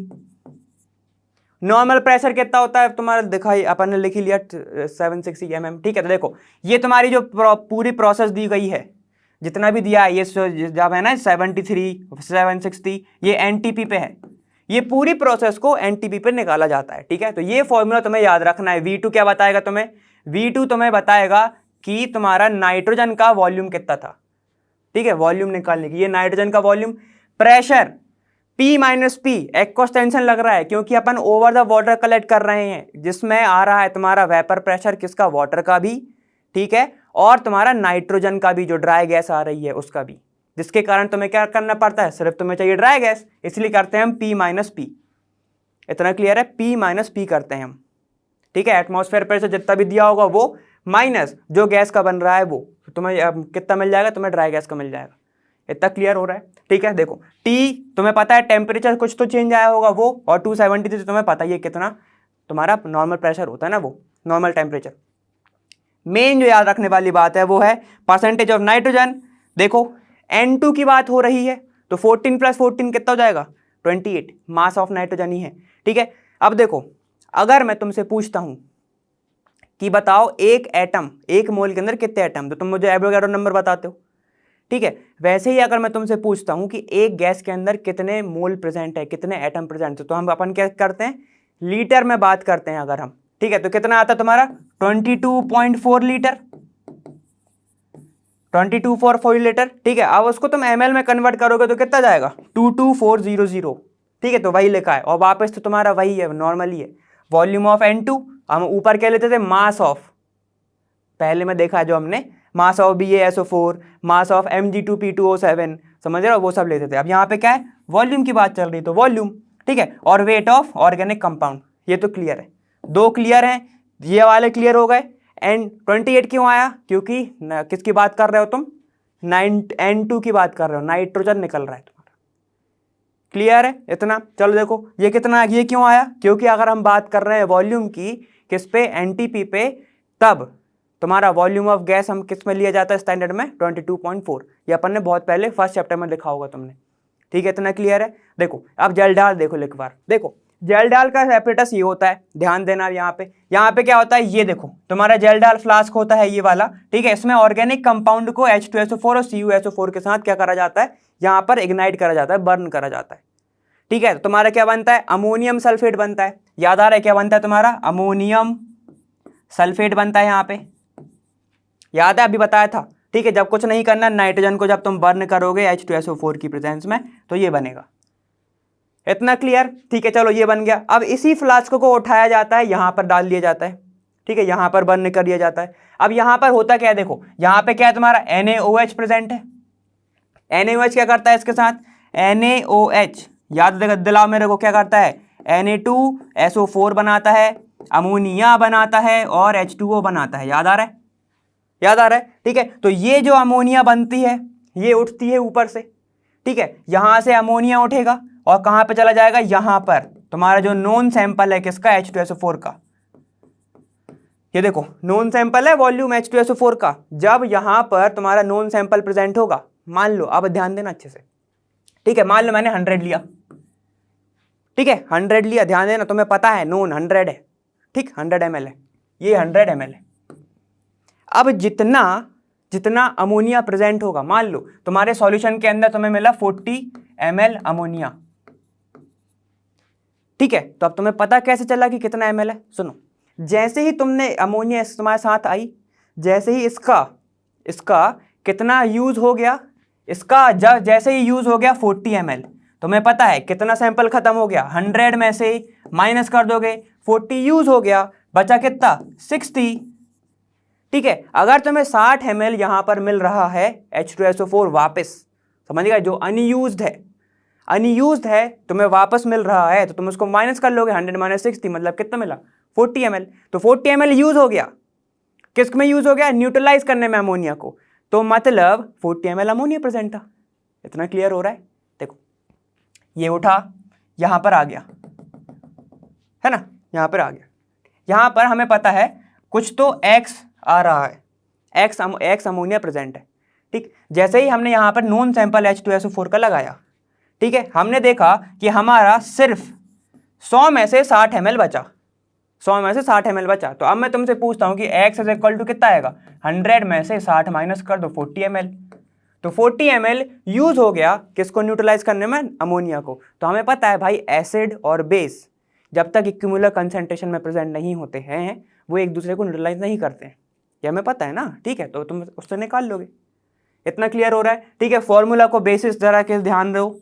ये क्या है तुम्हारा, देखो नाइट्रोजन, अब यहाँ अमोनिया है, ठीक है, वहां N2 था तो कितना आ रहा था 28, यहां अमोनिया है तो 1.4 आ रहा है।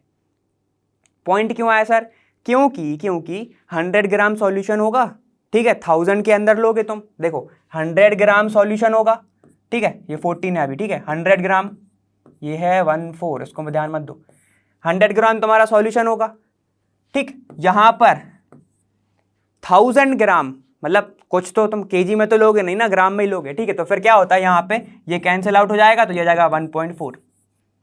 समझ पा रहे हो, 100 ग्राम ऑर्गेनिक कंपाउंड में से तुम्हें 1.4 निकालना है। 1.4 कितना प्रेजेंट है तुम्हारा, अमोनिया प्रेजेंट है। तो बताओ इसके में कितना प्रेजेंट होगा 1000 में, इतना होगा 1.4। इसलिए तुम्हें ये याद क्या रखना है 1.4, और वॉल्यूम और यहाँ नॉर्मेलिटी किसकी बात चल रही है यहाँ पे, H2SO4 की। ये क्या है तुम्हारा, weight of organic compound, weight of organic compound. इतना क्लियर। ठीक है, तो ये हो गई तुम्हारी जेल डाल। अब जो मेन पॉइंट था वो देखो जो मेन पॉइंट था, जेल ढाल मेथड थोड़ी सी तो टफ होती है डुमास से। ठीक है, मतलब इसमें तुम पूरा एक्यूरेट नहीं निकाल सकते। पहली चीज, इसमें हम अमोनिया से निकाल सकते हैं, लेकिन नाइट्रोजन तुम्हारा एजो फॉर्म में नहीं होना चाहिए। ये पॉइंट जरा लिख लो अच्छे से, एजो फॉर्म में नहीं होना चाहिए। कोई भी एरोमेटिक कंपाउंड से नहीं जुड़ा होना चाहिए, ये एरोमेटिक कंपाउंड से नहीं जुड़ा होना चाहिए। ठीक है, नहीं जुड़ा, अपन ये नहीं वाली बात कर रहे हैं, नहीं जुड़ा होना चाहिए। इतना क्लियर है। कोई भी रिंग से नहीं होना चाहिए, जैसे पायरोल, पायरिडीन, समझ रहे हो, इन सब में नहीं होना चाहिए वो। नाइट्रोजन ऐसे प्रेजेंट नहीं होना चाहिए। कोई भी एजो कंपाउंड नहीं होना चाहिए। ठीक है, इतना क्लियर हो रहा है। उन सब के लिए ये सब नहीं होती है, जेल डाल मेथड उन चीजों के लिए नहीं होती है। इसी से क्वेश्चन आया था। ठीक है, उसने क्या दिया था वो भी बता रहा हूं। देखो ऐसा बेंजीन दे दिया था, ठीक है, ये ऐसा कुछ बेंजीन दे दिया था उसने, ऐसे N डबल बॉन्ड N। ठीक है, यहां पे लिख दिया था NO2 वाला ग्रुप, NO2 वाला ग्रुप। तो इसमें क्या था, नाइट्रो ग्रुप हो गया, ये डायएजो हो गया। तो जेल डाल मेथड किसके लिए नहीं है, अगर यहां पर अमोनिया प्रेजेंट होता। एग्जांपल देखो उसने क्या दिया था, ये बेंजीन तुम्हारा नाइट्रोजन डबल बॉन्ड नाइट्रोजन, ठीक है, और एक और ऐसा प्रेजेंट था, मतलब 2 बेंजीन थे, सिंपल सी बात है। ठीक है, एक बेंजीन ऐसा प्रेजेंट था NO2, एक ऐसा प्रेजेंट था, यहां पे NH2 जुड़ा हुआ था, और एक यहां पे ऐसा प्रेजेंट था, ऐसा। ठीक है, ऐसे ऐसे कंपाउंड थे। अब इसने बोला था कि जेल डाल method is not used for, ठीक है, क्या था तुम्हारा, तो बताओगे। सबसे पहले ये देखो, ये क्या दिख रहा है तुम्हें, एजो, तो यहां पे वर्क नहीं करेगा। ठीक है, ये क्या है तुम्हारा, नाइट्रो, तो यहां पे भी वर्क नहीं करेगा। ये तुम्हारा, अब ये देखो, ये तुम्हारा कैसे जुड़ा है, एरोमेटिक रिंग से, तो यहां पे भी जेल डाल वर्क नहीं करेगा। लेकिन ये तुम्हारा फ्री स्टेट में प्रेजेंट हो सकता है, इसमें अमोनिया तुम बना सकते हो। ठीक है, तो यहां इसके लिए सिर्फ जेल डाल मेथड सिर्फ इसके लिए क्या थी, वर्क कर रही थी, इन तीनों के लिए नहीं कर रही थी। तो ये एग्जाम्पल बहुत अच्छे से आया हुआ है। ठीक है, बहुत रिसेंट क्वेश्चन है ये वाला। ठीक है, यहीं से आया था। एजो नहीं, नाइट्रो नहीं, एरोमेटिक नहीं। ठीक है, इतना समझ में आ गया। चलो, आज नाइट्रो हम नहीं लगाएंगे, एरोमेटिक, ऐसे समझ लेना। ठीक, जैसे बनाना हो ट्रिक वैसे बना लेना। ठीक, इतना क्लियर हो गया। चलो ये हो गई तुम्हारी जल ढाल के बारे में। देखो अब बारी आ गई तुम्हारा जितना भी तुमने पढ़ा अभी तक उसको समाप्त करने का, ठीक है। अपन ने जितने टेस्ट देखे हैं, एस्टिमेशन देखे, एस्टिमेशन को ज़्यादा ध्यान देना उस पर, ठीक है। उनको समाप्त करने की बारी आ गई, ठीक है। तो एक ही बार में एक ही पेज में अच्छे से लिख लो। क्या लिखोगे तुम? देखो क्या लिखोगे, हैलोजन के लिए क्या था भाई, हैलोजन के लिए हम किससे कर रहे थे, तुम्हारा AgX से, AgX से तुम्हारा एस्टिमेशन हो रहा था, है ना। चलो फॉस्फोरस के लिए मतलब फूफा जी के लिए किससे हो रहा था, तुम्हारे प्यारे फूफा से, मतलब Mg2P2O7 से हो रहा था, ठीक है ना। चलो अब यहाँ पे देखो नाइट्रोजन के लिए क्या हो रहा था, नाइट्रोजन के लिए दो टेक्निक्स हैं मेन तुम्हारी, एक है डुमास, ठीक है, एक है डुमास और एक है तुम्हारी जल ढाल। क्या है तुम्हारी जल ढाल्स मेथड, है ना। तो इसमें क्या हो रहा था तुम्हारा फ्री स्टेट N2 जो था उसमें हो रहा था, और जल ढाल में क्या हो रहा था तुम्हारा अमोनिया से, इससे हो रहा था, ठीक है। फॉर्मूला क्या बन रहा था इसका 28 अपॉन, क्योंकि गैस है तो 22 4 0 0 इंटू यही बन रहा था, ठीक है। यहाँ पे क्या जाएगा फिर तुम्हारा वेट ऑफ ये और फिर वो जाएगा, वो तो क्लियर, ठीक। यहाँ पे ध्यान दो, अब यहाँ पे क्या हो रहा था तुम्हारा 1.4 बन रहा था, क्यों, यहाँ पे सिर्फ सिंगल है ना, सिंगल नाइट्रोजन इसलिए बन रहा है, ठीक है। और फिर क्या था तुम्हारा, बस इतना ही परसेंट था, इंटू V इंटू फिर क्या था नॉर्मेलिटी अपॉन W, यही सब था, वो भी पूरा वहाँ पे भी सेम था, ठीक है। यहाँ पे बात करो अब जरा, फिर तुम्हारा क्या पढ़ा हमने पढ़ा सल्फर। सल्फर में हमने सलमान खान भैया के बारे में पढ़ा, सलमान खान या फिर सलमान तुम्हारा कोई भी दोस्त हो, ठीक है, सलमान भाई के बारे में पढ़ा। यहाँ पे क्या था, वो बैठ गए थे, बस गए थे, तो हमने इससे एस्टिमेशन करा था। और कुछ रह गया क्या बताओ, हमने ये सब देखे 1 2 3 4 तो हमने देख लिए, ठीक है, यहाँ तक क्लियर है, ठीक है। अब एक और होता है तुम्हारा कौन सा, कार्बन और हाइड्रोजन का, कार्बन और हाइड्रोजन का, ठीक है। इसको करा जाता है लिबिग मेथड से, लिबिग्स मेथड से, ठीक है, लिबिग्स मेथड से करा जाता है, ठीक है। इसमें भी दो चीजें होती है, एक ट्यूब जो है पहले से वे कर ली जाती है, दोनों ट्यूब को एक दूसरे को पहले से वे कर लिया जाता है, ठीक है। क्या होता है जो तुम्हारा कार्बन डाइऑक्साइड जो है, कार्बन डाइऑक्साइड को किसकी प्रेजेंस में करा जाता है, KOH की प्रेजेंस में देख लिया जाएगा, पोटास बल में उसको वे कर लेंगे हम।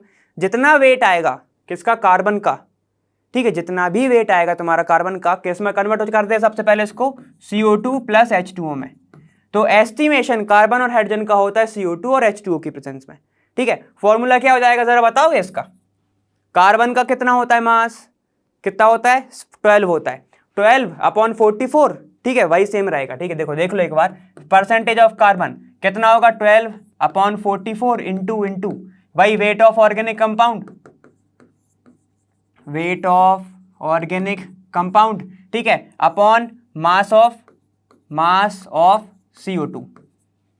सिमिलरली यहां पे क्या होगा, जब तुम परसेंटेज ऑफ हाइड्रोजन की बात करोगे तब क्या आएगा, मास कितना होता है हाइड्रोजन का 2 अपॉन एस्टिमेशन किससे कर रहे हो, वाटर से, तो कितना आएगा इसका 18 into weight of organic compound, ठीक है, into mass of CO2।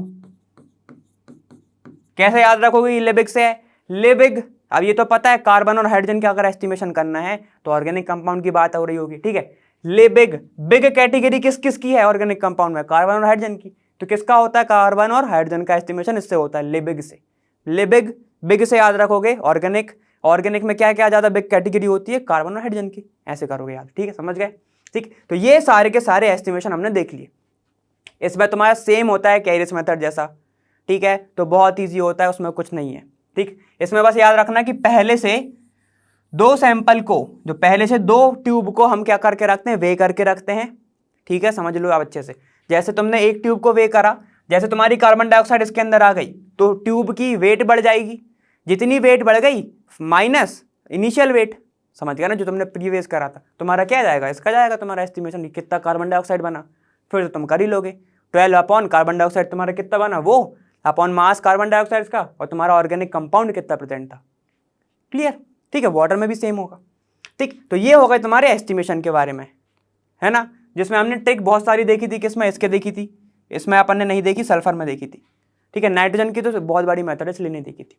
Clear हो रहा है यहाँ तक हो गया ना क्लियर, ठीक है। तो इसी के साथ यहाँ पर तुम्हारा ये वाला चैप्टर होता है फिनिश। अगर कुछ इंपॉर्टेंट आता है बिल्कुल करेंगे, और फिर तुम्हें ध्यान देना प्रीवियस क्वेश्चन भी आने वाले हैं, प्रैक्टिस क्वेश्चन भी करेंगे हम, इतना क्लियर है, जिसमें न्यूमेरिकल भी होंगे तुम्हारे, है ना, न्यूमेरिकल इन सब फॉर्मूले को लेके, क्लियर है। चलो अब आगे मिलते हैं। तो आज हमने कुछ कॉन्सेप्ट्स देखे, हमने क्रोमेटोग्राफी को भी ख़त्म कर दिया, जिसमें मैंने पहले से ही बताया था कि इस पे प्रिंसिपल बेस पे क्वेश्चंस आते हैं। ठीक है, तो बस चलो अब ये वाला यहाँ पर वीडियो तुम्हारा ख़त्म होता है। उम्मीद है नोट्स बना ही रहे होगे। ठीक है, तो चलो फिर मैं तुम्हें मिलूंगा आगने वाली वीडियो में। और मिलूंगा मैं कहाँ, लर्नो, हाँ फ्री है पर बेस्ट जहाँ।